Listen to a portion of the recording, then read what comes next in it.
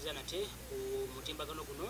layinga sharinga era ogende ku YouTube olabe ebintu bino kwa tuzakaze okusomesa wanga program bagiyise ebyafo bya Buganda n'omukunavu Kenya Habat luliko alaba ku Channabaka twongereyo abali baffe bade bambuuza ebibuuzo bagamba Channabaka mwatukoma mu kkubo twongereyo sika niyanziza nnyo sebo niyanziza nnyo abatulaba n'abajja ku page yaffe mu girayikinge mumanye ebyobuwangwa Buganda yavaawa muwawa kyeki bantu kyeki emyaka 15 nga Yesu tanakuzaalibwa bwe Buganda bwe tulaba kati twakumanga tuli ku Sekabaka Kimera awo Sekabaka Kimera twakumanga tumaze okulaba nti ebyobufuzi bwe kubanga n'ebika yali akoze eki yali atandise okukola lineage y'ebika tyomwova kuwa Kasolya amudirira wansi abawasiga addako wansi ow'omutuba addako wansi ow'olunyiriri addako wansi mayumba 10 twina olujja twina neki nejjajja bajjajjaffe zetandise baganda b'olujja empya katulaba nti nno Sekabaka Kimera obugundi obukulembeze bwe yabugaziya nnyo mu bakulu b'ebika abataka nabo bayina ki lineage yaabwe ng'ova kuwo omuluka nodda kuwe Gombolola ate owessaza n'akukiikirira wani wa Kabaka kati administration yo yagikola bulungi mu bataka ne mu bika kati netugamba nti lunaddako tugenda kulaba activities ki ezaali mu Buganda eba emirimu egyakolebwa mu biseera ebyo mu 1275 paka mu 1320 owe yakulembera Sekabaka Kimera eje emyaka gyadda nnyo bwe mba njogera abasinga banyiza okugamba ddala Buganda lye tuuse okubala emyaka kati kiteeberezebwa baasooka okukola research bebaasooka okukola ki opima ebipimo ebyo naye ebipimo ebyo babizibu kubanga naffe twalinanga ennaku zaffe Kazooba Mukasa ennaku kuva ku Mandi paka Lwakutaano ffe nga tuziyita mu Luganda zaaliwo kubanga olunaku lwazibanga ne bagamba kati olunaku olwokusatu lwa Mukasa Kazooba lunaku bwe ruti lwezityo etwatwalanga ki okumanya kwaffe kati tulaba nga twalina okuyigga yeyo activity twalina activity ey'olubugo okukomaga enyambala ya Baganda bayambalanga batya abebiseera ebyo baba mu Alston Age baba mu kwesabika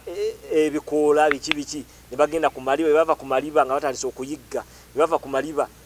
kujja kuki ku makanzu ku ngoye ku mbugo bava ku maliba ne bagenda ku mbugo bava ku mbugo ne bajja ku ngoye kati zingaze ndimu wano era embugo n'ekyambalo kya Buganda twambala kanzu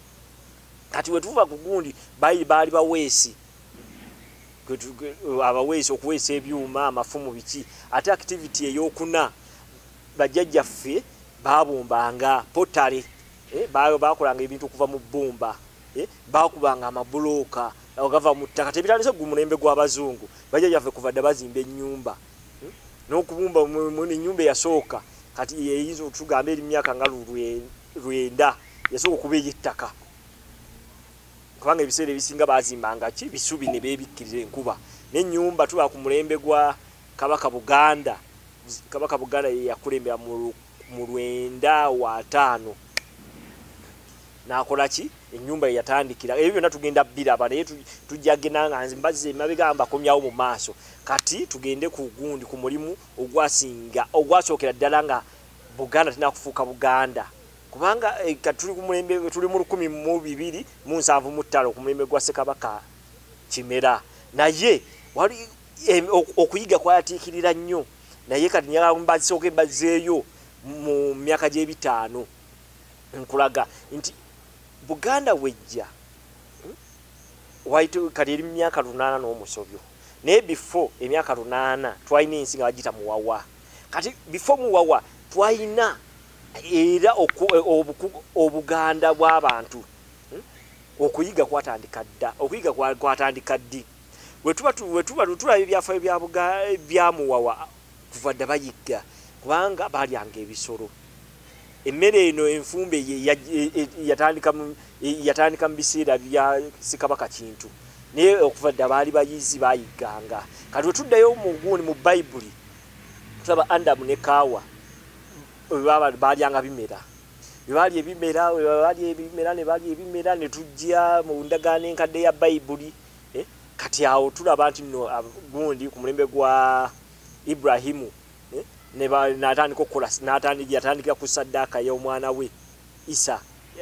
Isaac kati saddaaka awo abantu bwe basingira okutegeera nti nnyama nga Yesu yakola kimanya Katonda n'ateekawo endiga n'akola ki n'asaddaaka endiga naye yali agenda saddaaka mwana we muwaayo nga saddaaka n'ateekawo ki endiga era endiga ya saddaaka eyasooka kati ffe tulaba bajjajjaffe kati eyo creation story eri mu Bayibuli kati ffe tulaba nti okufa omuntu eyasooka bwe tumuvaako ne tudda mu ndagaano enkadde ya Bayibuli tulabye nti no tukomye ku ndiga naye ffe bajjajjaffe ate abaasookawo before even bantu migration myaka 13 emabega kubanga abantu bakamala ku nsi miliyoni esoba mu 5 gino emyaka bagibalanga badde emabega kati we tulaba miliyoni egisoba mu 5 egy'abantu egy'emyaka we tuba tuze emabega ne tuyo miliyoni egisoba mu 5 ne tutandika okubala emyaka kuva mu BC 15 okudda ku BC Yesu ng'azaaliddwa kuba babalanga badde ababega kati tubale emyaka kakaaga okuyiga kwatandikadde kati we tugenda mu nsi ya China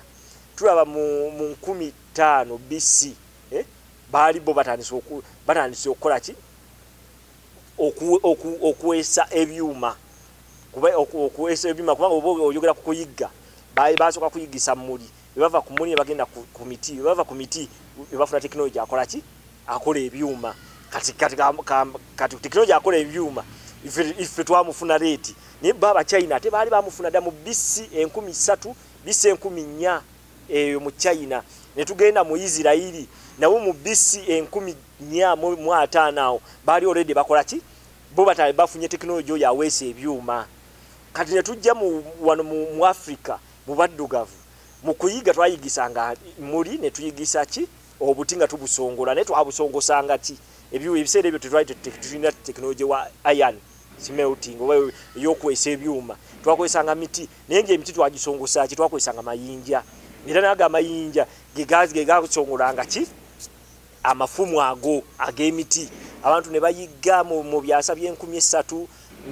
byasa by'e14 ne bagenda nga bayiga katusemberera kubanga emyaka engeri gye bagibala nga badda mabega nga giva ku BC kakaaga ne gigenda gikka paka kuki ku BC gumu